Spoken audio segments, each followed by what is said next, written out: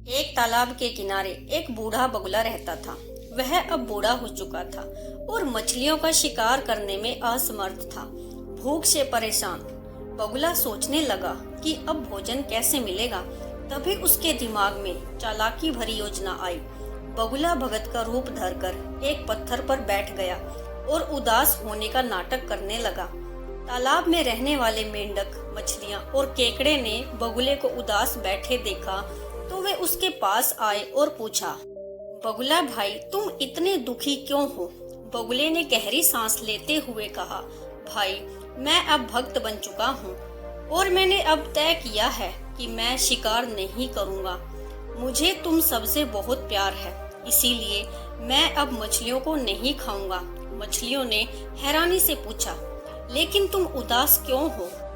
बगुला चालाकी से बोला, मैंने सुना है कि जल्द ही इस तालाब का पानी सूखने वाला है और यहाँ की सभी मछलियाँ मर जाएंगी और मुझे तुम सब की चिंता हो रही है, इसीलिए मैं उदास हूँ। ये सुनकर मछलियाँ और अन्य जीवों को चिंता होने लगी।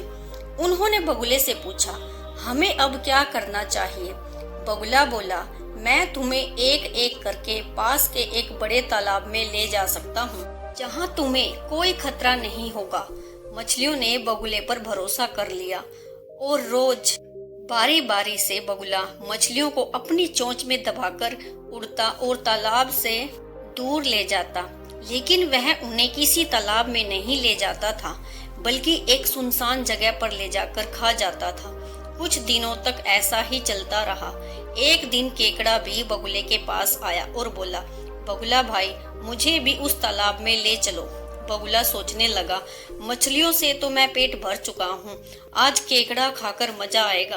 बगुला केकड़े को अपनी चोंच में दबाकर उड़ चला। रास्ते में बगुला उसी सुनसान जगह पर उतरा जहाँ वह मछलियों को खाता था। केकड़े ने नीचे देखा तो उसे मछलियों की हड्डियों का ढेर दिखाई दिया और वो समझ गया कि बगुला धोखेबाज है और वो सभी मछलियों को खा चुका है।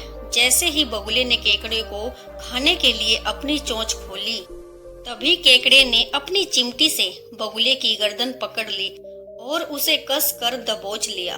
दर्द से कराहते हुए बगुला बोला, मुझे माफ कर दो, लेकिन केकड़े ने उसकी गर्दन काट दी और उसका अंत कर दिया। उसके बाद केकड़ा सुरक्षित तालाब में वापस आ गया और सभी मछलियों को बगुले की चालाकी के बारे में बताया। Thanks for watching.